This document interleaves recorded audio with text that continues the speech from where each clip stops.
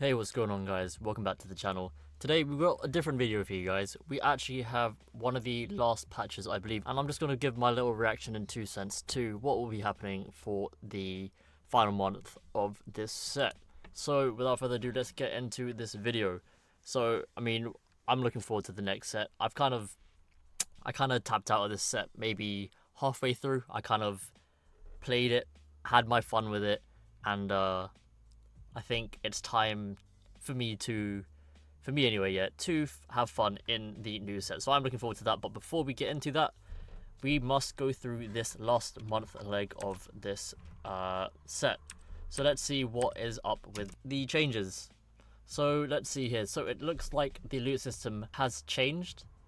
So we've got stage 2 and 3 and 4 for the and PvE rounds are now generally more consistent and will always drop some items and some more. So that's just general balancing from the devs. The total average item count from PvE rounds has increased, so this potentially means that the tempo of the lobby might just be a little bit higher than usual. So potential people getting stronger a little bit quicker than we would be used to. The total average gold count from PvE rounds has decreased. So actually maybe the tempo won't be changed because of this change here. So to balance out the item count increasing, we actually have a lower gold count. So maybe we could see a spike in playing for tempo and winning out instead of actually playing from a loss streak and making econ, because we do get less econ from the next coming patch. Scuttle Puddle and Crab Rave now give +1 additional component. So again, this is just on the higher tempo lobbies with Scuttle Puddle and Crab Rave. We get an additional component, so I don't think that would change things all that much, because it's already a high tempo lobby. But we shall see how that plays out. 2-star encounter, lowered odds of seeing a 2-star champion in the early game, especially on the same stage. I think that's okay. I guess the idea is to not get too many people rerolling the same champions if they hit like a 2-star champion in the early game, because if you hit like a 2-star like 2 cost or something, maybe you'd be inclined to play it more often than not. And then Tokis Trials, lower the difficulty of 3-1 Zeri initiative round. Yeah, that round was actually pretty tough actually when I played that. I think I played this a couple times when I was playing the Kog'Maw reroll, which actually managed to beat out that round, albeit it was mainly due to the Vanguards being strong. And I think I also played another comp, but I can't actually remember. So let's see what we have for the next slide. And here is the next slide. Also, don't we just enjoy the fact that MortDog is back in the community giving us these patch rundowns? We move on to the Dynamo trait. So I think a very well needed nerf to Dynamo. The mana regen goes down from 5, 7, 11 to 4, 6, and 10. I think just nerfed across the board is pretty good, because we have been seeing, well, I've been seeing a massive amount of MF flex comps and just a lot of Elise comps. So that was something that has been dominating the meta, on top of probably the Golden Ox, which we can see coming here also. We see the Exotech. We have HP per item going up for the second and third iterations. So we have just a little bit more HP for the second and quite a lot of HP for reaching the third part of the item. So that's quite a lot. And then we also have attack speed. I believe AS stands for attack speed. So yeah, the attack speed per item, you will get 6% increase and a 13% increase. Small minor tweaks, I think definitely needed from Exotech, because it has fallen a little bit out of the meta, because you've only really been playing the Vexotech line, or if you were playing the Zeri composition, you were sort of playing MF mainly. So having a little bit of a buff to Exotech can make going Exotech a little bit more viable. However, I did play like one Exotech game in the past week or so, and it ended up being like a solid game, and it was just a vertical Exotech game. But now looking at the Golden Ox, I think this was such a needed nerf. I don't know where you nerf the Golden Ox comp with the Graves, but it looks like we're getting damage amp nerfed by just 1%, which I think is also pretty needed, because the damage amp, once you get once you get Golden Ox ramping up, it's kind of a really hard comp to beat out. And then the 6-piece chance to drop component, 7% to 6%, I guess that was also just a bit too strong. I mean, like I said already, like once you started ramping up with that 6 Golden Ox, you already are so strong that once they've hit that, it's kind of hard for any comp to actually catch up to it, unless you obviously hit the 3-star 4 or 5 cost. Syndicate, HP per item, so this, the colors has not changed, so I guess it's supposed to be in green. Syndicate has fallen out of the meta quite a lot, so I have not seen anyone really playing Syndicate apart from, you know, the variants with Zeri and Exotech. So yeah, a buff with the Syndicate line was definitely needed. Looking to have quite a sizable buff with 450 and 550 HP per item, and we get a little bit more damage amp in the percentage wise for the 2 and 3 iteration of it. And then we have Vanguard shield percentage. We have the top end of Vanguard going to 48% instead of 40%. I think that was also needed because I think having 6 Vanguard was quite underwhelming with the Cogmore comp. So this actually pretty nice. Maybe we will start to see not just a Cogmore Vanguard comp, but a little bit more of 6 Vanguard than just 4. Because I know 4 Vanguard has been used since like the dawn of time in this set with like Marksman, or the Elise comp has a variant of it. So it'll be kind of cool to see if we can have any variant of the 6 Vanguard line. Alright, so we look at the champs. Cogmore, okay, yeah, Cogmore is getting a little bit of a nerf from his Cogmore reroll. I think this must be 1-star, because I know you can 4-star him, so I guess it is showing for the 4-star version as well. So I guess this has been reduced down to by 10%, which sounds quite sizable now that I think about it. I guess Cogmore was kind of strong, but you definitely did need the spot to really play him, so I don't know if Cogmore reroll will really be viable moving forward. Echo, I think Echo has been needing a little bit of a buff because as a 2-cost frontline, I didn't really start using Echo all that much. I think you only ever really play Echo again in the Street Demon line, and the Strategist Amp. But when you're playing Strategist Amp, you're sort of either playing from like a full loss streak, or if you're playing Street Demon, 5 Street Demon, once you get Echo online or something like that, is just straight trash at the moment. Like the Street Demon has been really needing a buff, so having strengthening the champions like Echo, I think, is a pretty good buff. So we also get a Darius buff, again needing a buff for Syndicate users in general, but also Darius kind of just does feel like a little bit of a weak tank anyway. Like he gets 1 cast, and if he doesn't hit like a bunch of people with his Kingpin, he kind of just casts once and dies. Alawi buff, again, Alawi is not really used that much unless she is in the Anima squad, so having a little bit stronger on Alawi can help to stabilize the Anima squad line throughout the beginning and the middle of the game. Having Jin have a small mana buff, is this? Oh, that's quite a big mana buff. I don't know if that's supposed to be 14 or 64, but that does seem sizable for a mana change. So I guess, oh no, I see what he's done. So he starts with faster mana, and he has less cast time. So that is actually quite a big change to Jin. So hopefully he can be casting a little bit more. So this, I can see the little buffs going towards the Exotech line, which makes me think that Exotech is going to be quite back in the meta once again. So thank you very much, Mr. MortDog. Moving on to the 2-cost champions. So having LeBlanc, I mean, we had the LeBlanc reroll comp, but I don't think anyone really played it unless you had like an artifact angle and if like all your other strategist lines were taken. So having a little bit buff to LeBlanc, I'm not mad at. Having Rust buffed a little bit, I mean, I think that's kind of cool. I don't know how this would play out into his hero augment, but having him as a little bit more of a tanky Vanguard is quite interesting because he is utility, because he does get that knock up. So by him healing, that might give him enough time to get another cast off. Skarner 3-star spell armor ratio. So we've buffed Skarner actually. So in terms of the Cogmore comp, it looks like we're readjusting how the Cogmore comp will be working on. It looks like Skarner will be quite a little bit stronger for the front line for that comp, but we'll have a little bit less damage coming from our Cogmore. And we also have a little bit of a buff to our Vayne, increasing the attack speed. I mean, the Vayne Slayer reroll kind of fell off throughout some of the patches, and the changes to the Rage Blade has not necessarily helped it either, but I guess maybe this change to the attack speed might bring Vayne reroll back into the meta a little bit.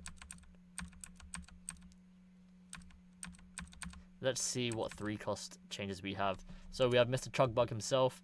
We have a slight mana change for the Mr. Chugbug, where he actually has less mana so he can cast a little bit more, and it also affects his hero augment, so that's pretty nice. So I think potentially this Gragas change might actually make Chugbug that much stronger, because when he casts, he manages to knock people back like pretty far. So depending on your position, you could probably get into the backline with your Chugbug. I'd like to see how that plays out in that comp. Varus, honestly, I thought Varus was in an okay spot, but I guess he's getting a buff as well. So it looks like we're having crazy buffs a lot with Exotech. So it looks like we're really sending Exotech, which I'm a little bit worried about, bringing this comp all the way back into the meta. But I know what MortDog said is that each patch he kind of wants to keep things fresh by having some strong comps here and there. But honestly, I am skeptical. But we'll see how it plays out. And we'll see this little bit of a AD buff to Senna, getting 40% more, getting 5% more AD buff to her as passive cleave. So yeah, moving on to the 4-cost champs. I think, yeah, we definitely needed a Cho'Gath nerf. This brother was way too strong at the 3-star level. I mean, I think he already got nerfed beforehand, but I guess getting another nerf was also pretty good.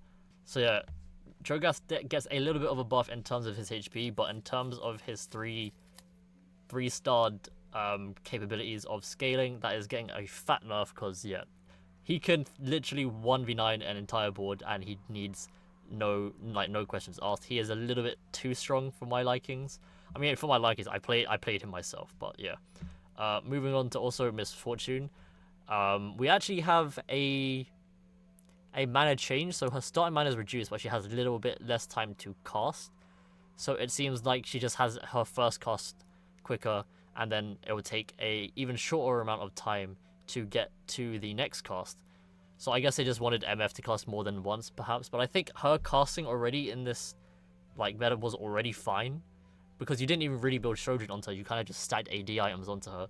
So now it will kind of be interesting to see if people just try to spam mana on her so she can cast like a bajillion times.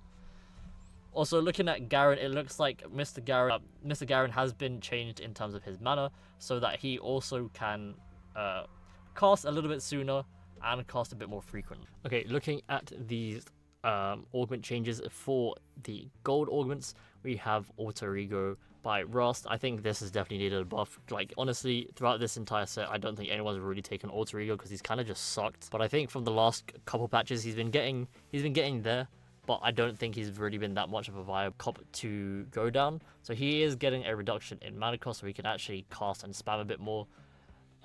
Spell AD percentage has gone up as well, so he is going to be doing a little bit more damage also across the board.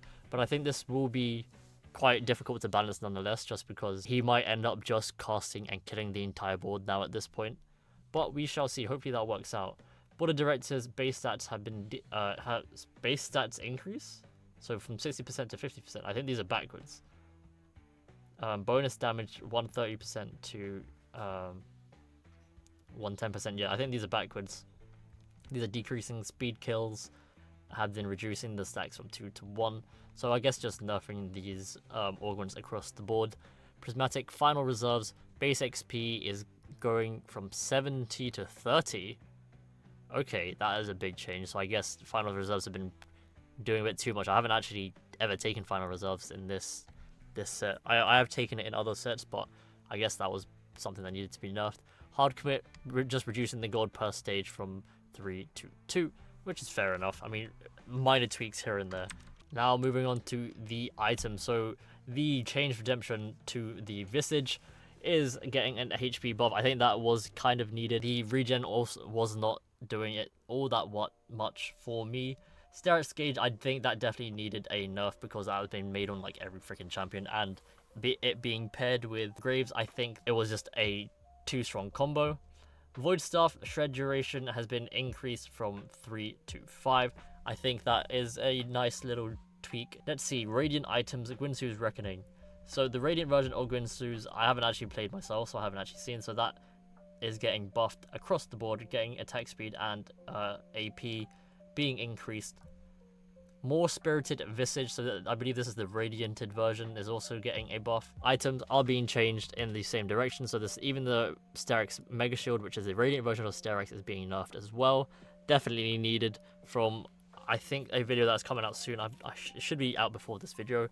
You should see a Radianted Sterak's Graves, which is crazy strong. And then we also come to Chain Strike, which I believe is the Guardbreaker, I think, maybe the Radiant version. Is that Chain Striker, or is that, yeah, I think that is the Radiant version.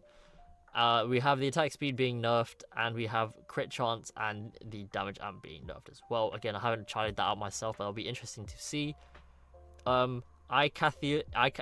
whatever that is being buffed. Again, I haven't actually played that, so I haven't been able to see that for myself, but we do get some buffs for that. We have some artifacts. Moving on to the artifacts, we have the Flicker Blade, which is the new Rage Blade, but the artifact version, we are getting attack speed per stack is going down, but it's green for some reason, so I guess that's backwards. So we get a little bit of a nerf, that looks like, on our Flicker Blade. Static Shiv is getting buffed though, so we are getting a little bit stronger Static Shiv value.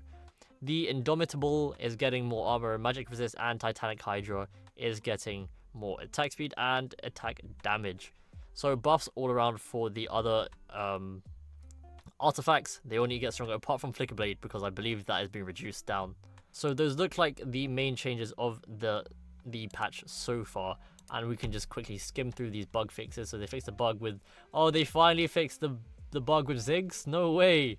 Where the Cyber Boss bonus would deal no damage to an enemy if they were the last enemy target alive. That has been caught out from me and my friends many a times. Static Shiv no longer overflows infinite damage when versus reinforcement armies in double up. I haven't had that. Divinical Crown's tooltip corrected to say it grants Spirit Visage. Okay, that's been corrected.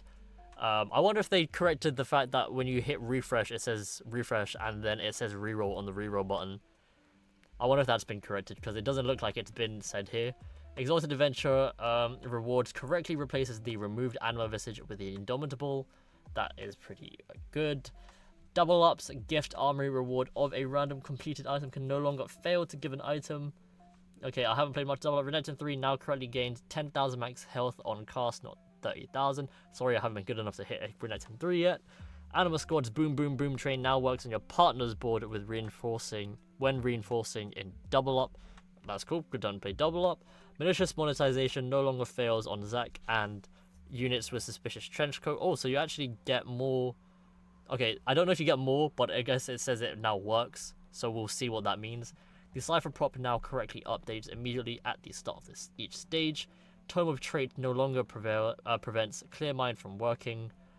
Okay, yeah, that's a pretty big bug, actually. I haven't seen that. And then Garrett's trait mods can no longer be applied to training dummies with Syndicate Emblem.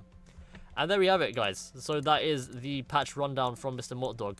My 2 cents on it is there's no too drastic changes coming, because it is the end of the set. I think they are just trying to do small little changes here and there, nothing to really game change the entire set, but the mana changes do seem like they will have a big effect on the casting of these units. So it looks like that will be a big change, but another big change that could potentially be in the meta would be the Exotech changes. So keep your eye out on some new Exotech lines coming back into the forefront of the meta, and potentially keep your eye out on mana items being used a little bit more, so that these casts can be getting themselves so that these units can be casting a little bit more frequently. So all in all, I think we are coming to the end of the set, and it has been, in my opinion, a little bit underwhelming from my point of view, because I had high hopes from the amount of flexible traits we had on PvE, and I had a little bit of fun on PvE, but it kind of just lost its steam for me throughout the set, and the balancing also early on didn't really wasn't really to my liking. But you know, you can't really hit it out of the park every time. Also, comparing it to the last set, I don't think is really that beneficial, just because the last set was such a stable and good set that comparing anything to it would be a really tough ask.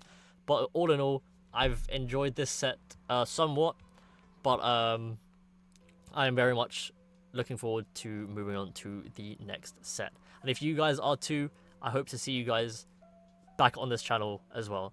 And anyways, thank you guys for watching. I appreciate you guys coming by, and I hope to see you guys in the next video.